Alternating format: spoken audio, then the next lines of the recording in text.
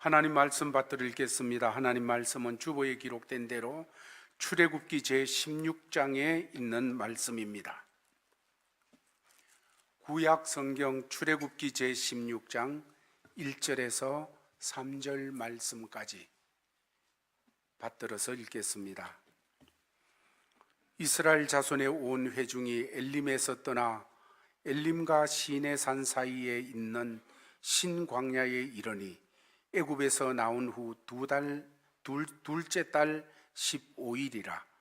이스라엘 자손 온 회중이 그 광야에서 모세와 아론을 원망하여 이스라엘 자손이 그들에게 이르되 우리가 애굽 땅에서 고기 가마 곁에 앉아 있던 때와 떡을 배불리 먹던 때에 여호와의 손에 죽었더라면 좋았을 것을 너희가 이 광야로 우리를 인도해내어 이 온 회중이 줄여 죽게 하는도다. 아멘. 우리가 광야길을 걸어가고 인생길을 걸어갈 때 부족함이 없습니다. 내 잔이 넘치나이다. 그렇게 소리치며 살아갈 수 있는 것은 그 근거가 나에게 있는 것 아니고,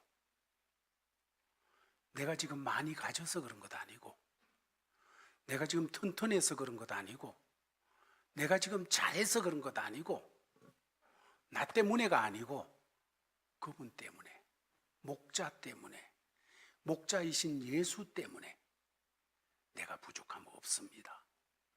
목자이신 그분 때문에 내 잔이 넘치나이다. 이것이 성도의 삶입니다. 성도는 내가 이것 많이 움켜잡았다고 이것 때문에 부족함 없습니다 하는 사람 아닙니다. 예수 때문에 부족함 없습니다. 내가 튼튼하다고, 내 삶이 지금 흥왕되고 있다고 부족함 없습니다 하는 것 아닙니다. 예수 때문에 부족함 없습니다. 내 잔이 넘치나이다. 이렇게 고백하는 사람이 믿음의 사람, 이 땅을 살아가는 성도들인 것입니다. 오늘 본문 말씀은 이스라엘 백성들이 출애굽되어져서 이제 홍해를 육지같이 건너고 정말로 경험해 보지 못한 그런 역사를 경험하면서 누구 하나 없이 목청이 터지라고 노래를 부르며 온몸이 부서지라고 춤을 추면서 하나님을 해변에서 찬양했습니다. 있는 악기는 다 동원했고, 할 수 있는 몸짓은 다 동원했고, 낼 수 있는 목소리는 다 내어서 하나님을 찬양하는 그런 역사가 있었습니다. 이제 그들은 그런 찬양 후에 구름기둥 불기둥이 이끄는 대로 따라가는데 목이 말랐습니다. 목마른 가운데 물이 있는데 그 물은 써서 먹으면 더 괴로운 물이었습니다. 정말 그들은 힘들었습니다. 그런데 하나님께서 그 쓴 물을 달게 해 주시면서, 단물로 바꾸어 주시면서 자기들을 인도해 나가시는 하나님이 어떤 하나님인가? 이스라엘 백성들은 지금 400년 동안 애굽에서 종살이에 나오면서 하나님에 대해서도 희미해지고 모든 것이 희미해진 그런 사람들입니다. 하나님에 대해서 하나하나 다시 배워나가야 되어지는, 체험해 나가야 되는 그런 사람들입니다. 쓴물이 단물 되게 하시면서 하나님 말씀하시기를, 너희 하나님, 너희들의 왕이신 나 여호와는 치료하는 하나님이다. 이 세상 어떤 병든 것들이 있더라도, 어떤 쓴물이 되어져서 괴롭히는 역사가 있더라도 나는 그것을 단물로 치료하는 여호와니라 하는 것을 깨우쳐 주었습니다. 이런 은혜를 받고 다시 힘을 얻었지요. 그리고 그들은 조금 나가니까 오아시스 엘림을 만나게 되어집니다. 그 엘림에서 그들이 생활하다가 이제 오늘 본문 말씀은 구름 기둥, 불 기둥이 또 움직이기를 시작하니까 이 이스라엘 백성들이 따라가는 거예요. 따라가는데 그 길이 어딘가 하면 광야로 들어가는데 신광야라고 하는 광야로 들어가게 되었습니다. 광야라는 것을 체험해 보지 못한 이스라엘이에요. 오직 모세만 광야가 어떤 곳인지 미리 체험해 봤던 사람이죠. 다른 사람들은 몰랐어요. 그런데 광야로 들어가서 있다가 보니까 첫 번째 다가오는 문제가 배고픔의 문제가 다가오게 되었습니다. 먹을 것이 없게 되었어요. 우리는 여기서 짧은 이스라엘 백성들이 이제 가나안 땅을 향해서 가는 여정에 하나님 인도를 받아 홍해를 건너고 썸물이 단물되어지고 이제 또다시 먹을 것이 없어지는 그런 굶주림을 당하는 이런 모습을 보면서 하나님이 인도하는 구름기둥, 불기둥 아래도 축복과 고통이 항상 공존하고 있다는 사실을 보게 되어집니다. 하나님께서 하나님의 자녀들을 다루실 때 축복도 주시고 고통도 주실 때가 있습니다. 우리는 그로 말미암아 축복을 받으면서 복이 하나님께로부터 오는 거로구나, 내가 잘나서 이런 복이 오는 것이 아니고 하나님의 인도 속에, 하나님의 다스림 속에서 이 복을 받는구나, 하나님 감사합니다. 또 한 가지는 고통이 옵니다. 쓴물을 만났어요. 배고픔을 만났어요. 그러나 그런 가운데서 이 고통을 통해서도 하나님의 또 다른 복을 받을 수 있다는 사실을 우리는 말씀을 통해서 가지게 되어지는 것입니다. 오늘 본문을 보면 이제 이스라엘 백성들이 광야로 왔는데 양식이 떨어졌어요. 1절 말씀에 이스라엘 자손이 온 회중이 엘림에서 떠나 엘림과 시내산 사이에 있는 신광야에 이르니 애굽에서 나온 후 둘째 달 15일이라. 둘째 달 15일이면 애굽에서 나온 지 한 달가량이 되어집니다. 왜냐하면 히브리 백성들은 출애굽하는 그때에 이제 그때를 첫 번째 달로 만들었습니다. 첫 번째 1월 달로 만들어 가지고 출애굽하는 달이 1월 달이었어요. 그때 출애굽할 때 무교병을 먹게 되어지는 것이 1월 14일, 그때 무교절 예식을 지키도록 하나님이 말씀하셨습니다. 그러므로 1월 보름경에 나왔는데 이제 2월 보름경이 되었으니까 광야로 나온 지 한 달가량이 되어진 그런 때가 됐다는 것입니다. 그들이 애굽을 떠나올 때 음식을 나름대로 준비했겠지요. 그러나 아무리 많이 음식을 준비한다고 할지라도 한 달 동안 먹을 양식을 차를 가지고 오지도 않으면서 준비해 나올 수는 없었습니다. 이들은 이제 그런 상태에서 광야를 걸어가는데 음식은 떨어지고, 광야라는 것이 지금처럼 차가 달리는 길이 있다든지 인구가 많아가지고 사람 다니는 길이 있다든지 그런 것 같으면 그래도 뭔가 추측을 할 수가 있겠는데, 광야라는 곳은 그런 곳이 아니지 않습니까? 길이 안 보여요. 먹을 것은 떨어졌는데 길은 안 보이고, 이러자 이스라엘 백성들에게 오게 되는 것은 불안입니다. 불안이 와요. 누구든지 음식이 떨어지면 불안해지게 되어져 있습니다.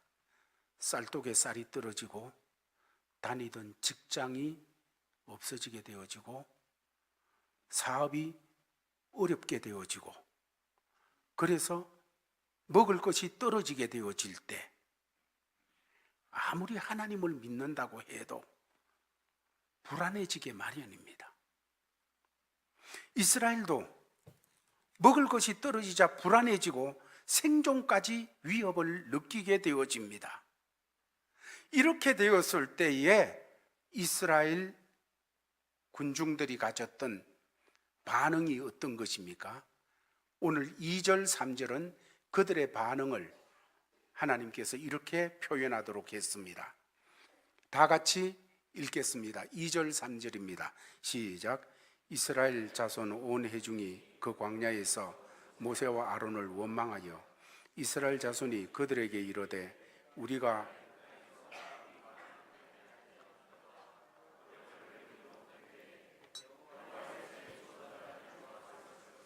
너희가 이 광야로 우리를 인도해내어 이 온 회중이 줄여 죽게 하는도다. 사람이 고생을 하게 되면 과거를 자꾸 생각하게 되어집니다. 몇 가지가 있는데 그때 잘할 걸, 그때 이렇게 했었으면 지금 안 이럴 텐데, 이런 생각들. 또 하나, 그때는 잘했는데, 좋은 거 먹었는데, 잘 됐는데, 이런 어려움을 당하게 되면 과거를 자꾸 생각하게 되고 먹을 것이 없어 배가 고프게 되어지는 그 고통 앞에서 사람은 약해집니다. 기계가 정말로 하늘을 찌를 것 같은 사람도 이 배고픔의 고통이 계속되어지면 약해져요. 그래서 사실 인간은 겉보기에는 대단히 멋있고 꿈을 가진 그런 것 같지만은 실제는 언제나 현실의 벽 앞에 쉽게 무너지는, 그럴 수밖에 없는 연약한 존재들인 것입니다. 사람들이 불평하고 원망하는 문제들은 대개 아주 큰 위대한 주제가 아닙니다. 인류 평화 때문에 근심 걱정이 돼가지고 그렇게 하는 것보다는 사소한 문제, 어찌 보면 큰 그림으로 보면 아무것도 아닌데 작은 일 앞에 우리는 인생을 걸고 죽겠다, 못 살겠다 고민하는 그런 모습들이 많이 있습니다. 지금 이스라엘이 바로 그런 모습을 표현해주고 있었습니다.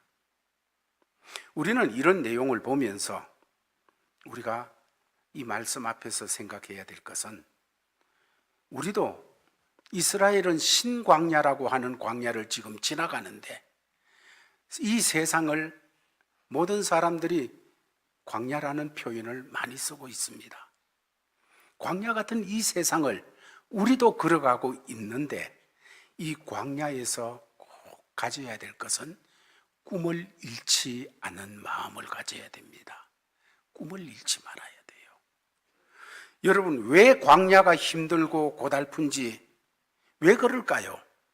광야가 너무 고통스러운 것은, 너무 고통스럽게 다가오게 되는 것은 돈이 없어서, 건강이 안 좋아서, 환경이 나빠서, 여러분 그것 때문에도 힘들 수 있지만은 그것이 가장 큰 문제는 아닙니다. 광야에서 제일 힘든 것은 꿈과 이상을 잃어버리면 힘들어져요. 배가 고파도 꿈이 있고 이상이 있으면 한 번 더 허리띠를 땡기면서 몇 걸음 더 가야지 할 수 있어요. 고달퍼도 힘들어도 삶이 흔들거려도 정말 포기할 수 없는 꿈이 있다면 감당하면서 나갈 수가 있어요. 그러나 사람이 비전이 없고 이상이 없고 꿈을 잃어버리게 되어질 때 비참해지게 되는 겁니다. 광야에서 더 그래요. 지금 히브리 백성들이 그랬어요. 이스라엘 백성들은 지금 광야의 이 배고픈 현실 앞에서 하나님이 주셨던 기막힌 축복과 하나님의 약속들을 다 잊어버렸어요. 그 하나님, 홍해를 육지같이 건너게 하신 하나님, 썸물을 단물로 변화시킨 하나님, 치료하는 하나님. 여러분, 이게 수십 년 전의 얘기가 아니에요. 이 말씀을 받는 이들은 불과 한 달 안에 일어난 사건이에요. 한 달 안에 경험한 거예요. 애굽에서 나온 지 한 달 되었어요. 홍해를 육지같이 걷는 것, 이달 안에 있었던 거예요. 여러분, 썬물이 단물되어진 거, 멀리 있던 사건이 아니라 바로 돌아보면 보이는 그 사건이었어요. 그런데 그들은 배고픈 현실 앞에서 홍해의 기적도 잊어버리고 즉각 꿀이 흐르는 약속의 땅 가나안에 대한 비전도 그리 중요하게 다가오지를 않습니다. 하나님이 주신 꿈을 잃어버렸어요. 그래서 배고픈 현실 앞에서 그들이 표현해내는 건 우리가 애굽 고기 가막 곁에 있고 떡 먹고 할 때 그때 죽었으면 좋았을 것을 괜히 이 광야로 나와서 이 광야에서 굶어 죽게 되어지는구나. 그거 안 했으면 될 텐데, 그거 하나님의 인도 받지 않고 내 맘대로 살았으면, 애굽에서 살았으면 됐을 텐데, 하나님이 주시는 꿈을 배고픈 현실 앞에서 상실했다는 것이지요. 이 말씀 앞에서 오늘 우리가 또다시 받아였고 마음에 새겨야 될 거 이런 겁니다. 우리가 살고 있는 이 세상이 아무리 나를 흔들고 힘들고 어렵게 하더라도 주님이 주시는 꿈과 약속을 놓치지 않는 마음이 되기를 바랍니다. 주님이 주신 꿈, 하나님께서 저와 여러분들을 가나다로 보낼 때 하나님은 꿈꾸셨습니다.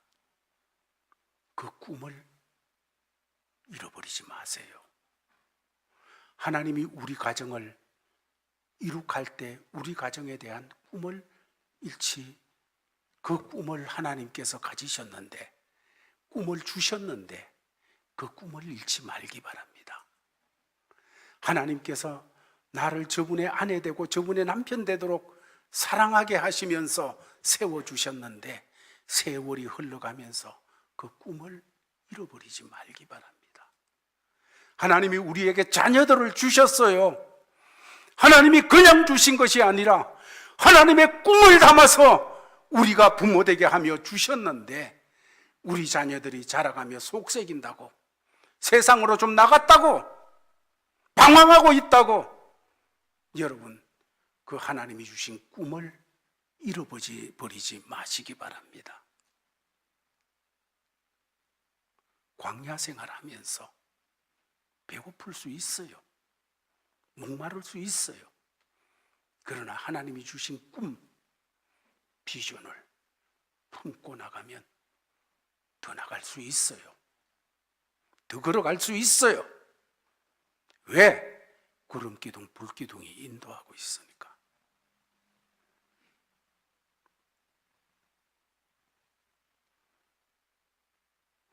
오늘 예배를 통하여서 우리 마음속에 하나님이 우리가 있게 하신, 우리 삶을 있게 하셨고 우리를 있게 하시면서 가지시는 하나님의 꿈, 비전, 여러분 그것을 다시 확인하면서 가슴에 품는 이런 역사가 있기를 바랍니다.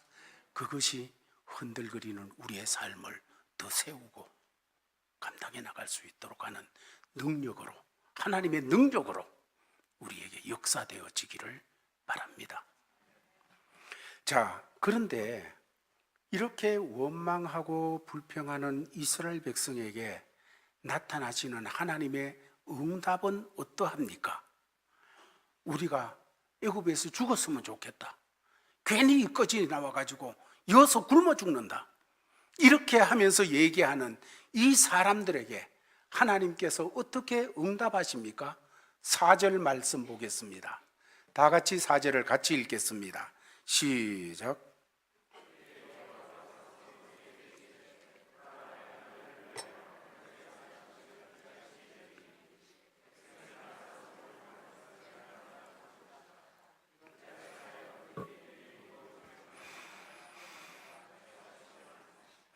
예, 이럴 때 하나님께서는 말씀하시기를 내가 하늘에서 양식을 비같이 내려주겠다.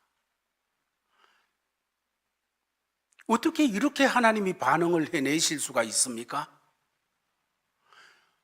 지금 이렇게 이스라엘 백성들이 이런 모습을 갖출 때 하나님의 반응은 어째야 됩니까? 이놈들 하고 나와야 그래야 되어지는 시점인데 하나님께서 내가 하늘에서 비같이 양식을 내리겠다.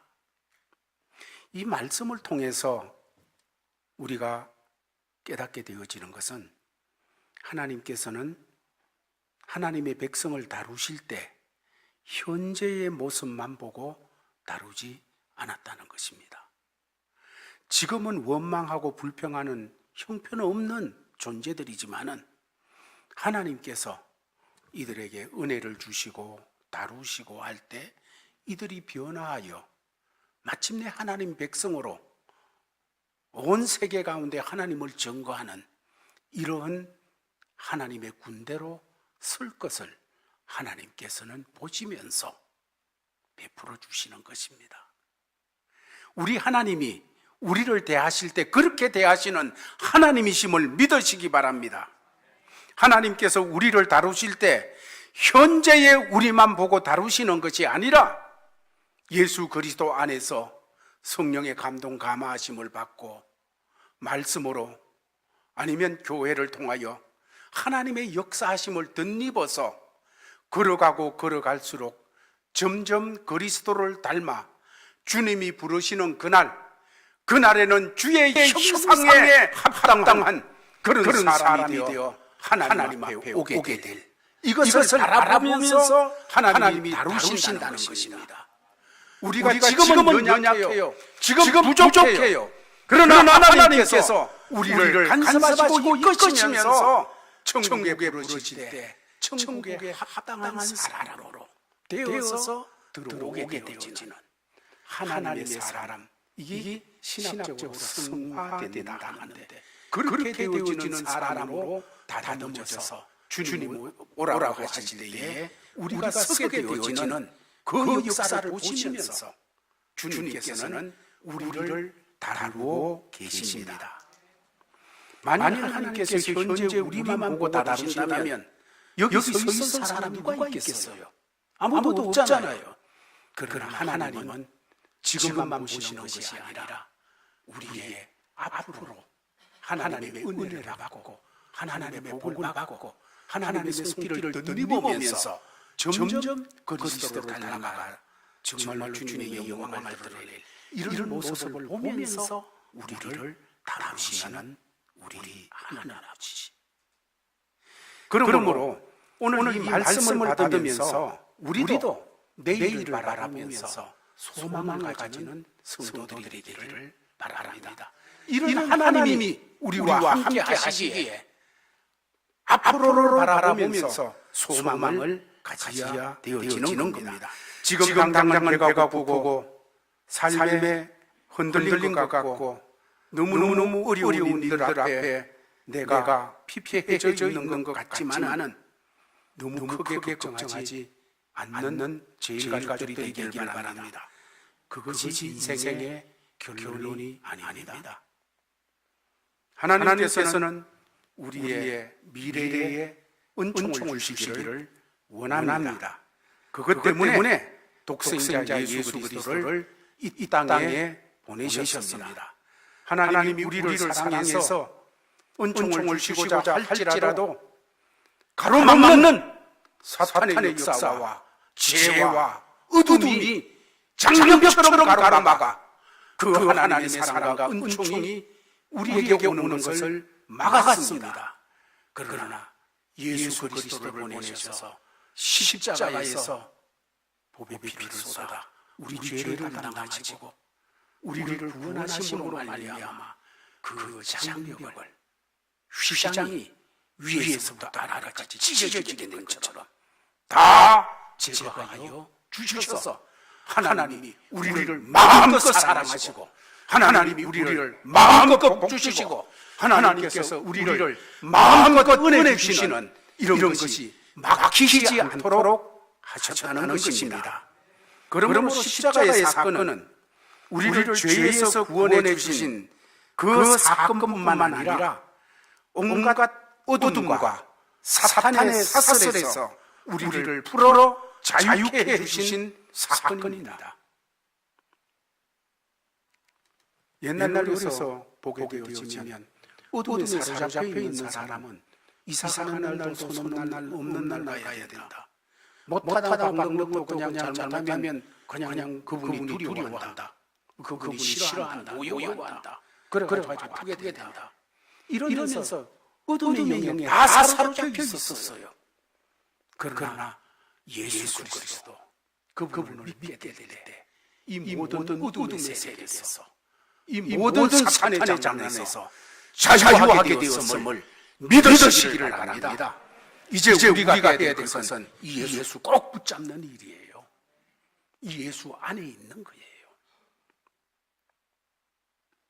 오늘 4절 말씀에 하나님 약속하시기를 광야에서 내가 너희를 위하여 가지고 양식을 비같이 내리겠다 하늘에서 말씀하십니다. 이 말씀을 통해서 우리가 또다시 알고 있지만 확인하게 되어지는 것은 하나님께서는 우리 육신의 양식에도 관심을 가지고 계신다는 사실입니다. 이건 굉장히 중요합니다. 대부분이 우리가 이 사실을 알면서도 신앙생활 하다가 보면 하나님께서 우리 믿음에만 관심이 있지 내 삶에는 관심이 없는 것처럼 그런 마음에 젖어들어서 살아갈 때가 많이 있습니다. 그러나 하나님께서는 우리 세상살이에도 관심을 가지고 계십니다. 그리고 관심뿐만 아니라 우리의 필요한 것을 공급하시기를 주시기를 원하시는 것입니다. 병든 자가 낫기를 원하는 것이 하늘 아버지의 뜻입니다. 부모가 자식이 복받기를 바라듯이 하늘 아버지 대신 하나님께서는 우리를 보면서 복받는 하나님 사람 되기를 바라시는 것입니다. 하나님은 우리 육신의 양식에 대해서도 일용할 양식에 대해서도 관심을 갖고 계신 하늘 아버지십니다. 이 사실에 대해서 예수님은 마태복음 6장에서 이렇게 우리에게 가르쳐 주십니다. 이 마태복음 6장에 보게 되면 25절, 26절 같이 한번 읽겠습니다. 시작.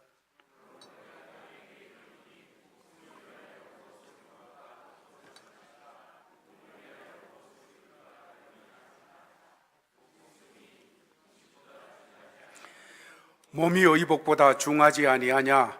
공중의 새를 보라. 심지도 않고 거두지도 않고 창고에 모아 들이지도 아니하되 너희 하늘 아버지께서 기르시나니 너희는 이것들보다 귀하지 아니하냐? 그러므로 내가 너희에게 이르노니 예수님께서 말씀하시기를 너희는 목숨을 위해서 뭐 먹을까 입을까 몸을 위해서 뭐 입을까 염려하지 말아라. 염려하지 말아라는 이 말씀은 이미 공급해 주셨다는 말씀입니다. 주님께서 내가 공급해 주었는데 왜 안 받던 것처럼 그렇게 고민하고 염려하느냐 하시는 거예요. 오늘 말씀에서 하늘에서 양식을 비같이 주신다. 하늘에서 양식을 비같이 주시는 하늘 아버지. 이것을 받은 사람들, 이미 그렇게 주셨는데 그걸 받은 사람들, 오늘 찬양 드린 것처럼 시편 23편 1절은 말합니다. 여호와는 나의 목자시니 내가 부족함이 없으리로다. 그 하늘 양식이 너무너무 풍족합니다. 부족하지 않습니다. 두 번째로 5절 말씀에 23편 5절 말씀에서는 그렇게 말합니다. 주께서 내 원수의 목전에서 내게 상을 차려주시고 기름으로 내 머리에 부으셨으니 내 잔이 넘치나이다. 넘치나이다. 원수 없는 것 아니에요. 사망의 골짜기가 아닌 것도 아니에요. 그러나 나 때문에 아니고 그분 때문에 내가 가진 그 무엇이 아니라 그분 때문에 잔이 넘칩니다. 부족함이 없습니다.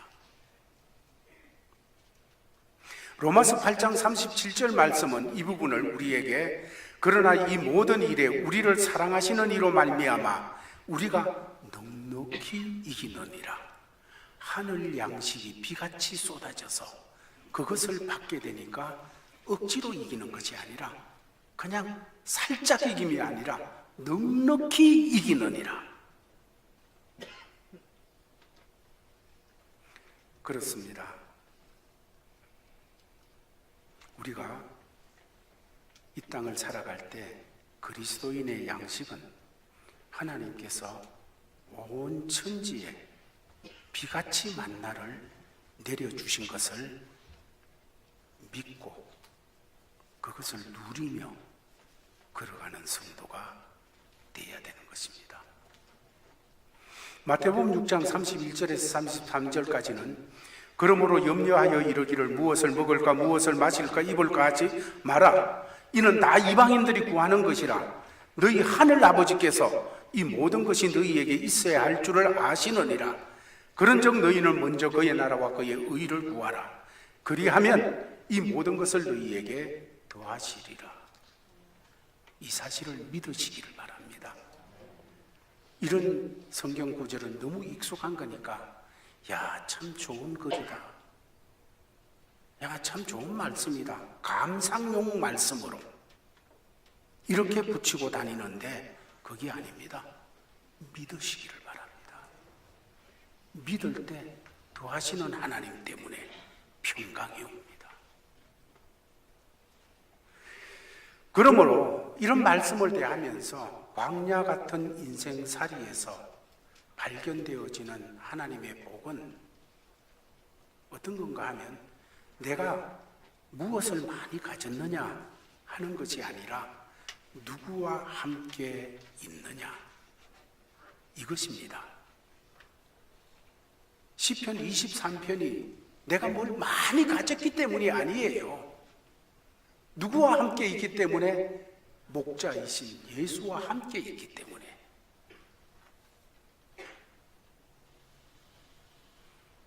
우리와 함께 하시는 하늘 아버지께서는 너희를 위하여 하늘 양식을 비같이 내려주시는 아버지십니다. 이제 구약에서 모세를 통하여 만나를 주셨는데 신약으로 오게 되면 이 만나가 예수 그리스도이심을 나타내고 있습니다. 구약의 만나는 하나의 그림자였어요. 하늘에서 내리는 양식 그림자였어요. 그러나 하늘에서 온 진짜 만나가 있는데 그 만나가 예수 그리스도예요. 요한복음을 보면 오병이어 사건 이후에 사람들이 예수님에게 떡 문제를 가지고 얘기합니다. 요한복음 6장 31절에서 33절까지의 말씀을 같이 읽겠습니다. 시작. 기록된 바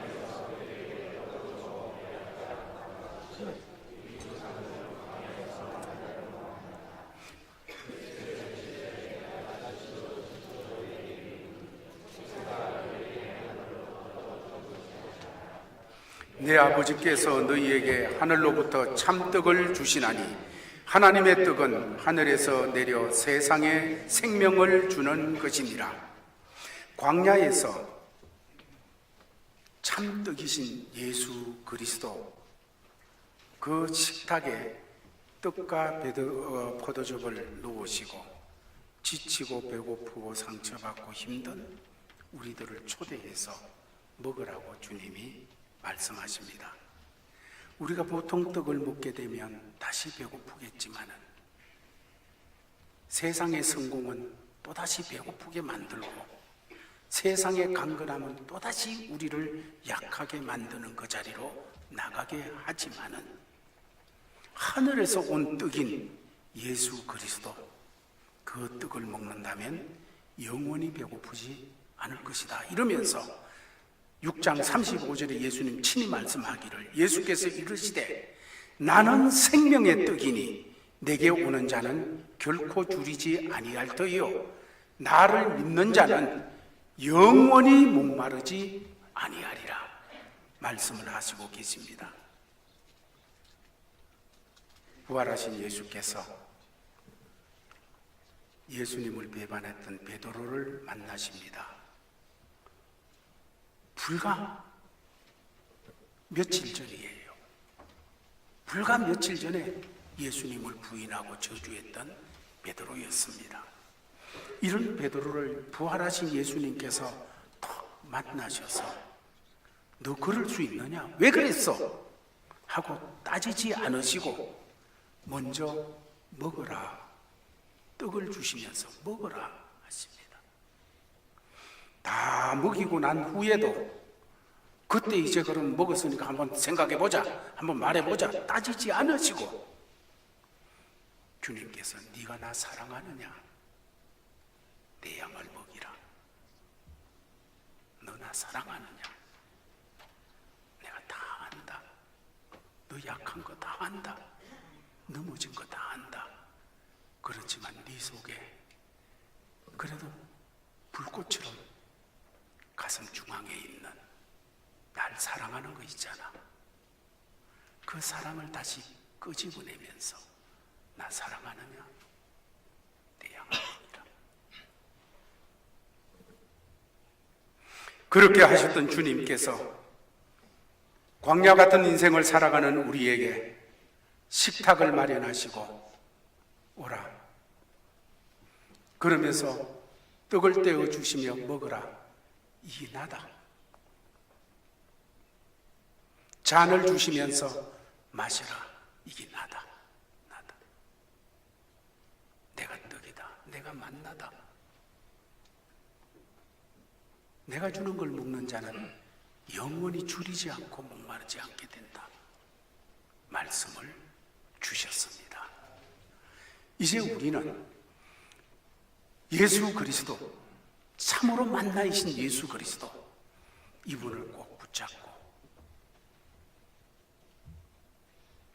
내가 예수 안에, 예수가 내 안에 있게 된 연합된 것, 여러분 이걸 신뢰하고 주장하고, 그래서 하나님이 주신 삶의 자리로 나가십시다. 그곳에서 양이 내가 잘나서가 아니고 목자이신 그분 때문에 부족함 없습니다. 내 형편이 좋아서가 아니고 하늘에서 양식을 비같이 내리는 하늘 아버지 그분 때문에 부족함이 없습니다. 지금 내 삶이 흔들거리고 비틀거리고 내가 볼 때 구렁텅이에 들어가 있는 것 같을지라도 그분 때문에 부족함이 없습니다.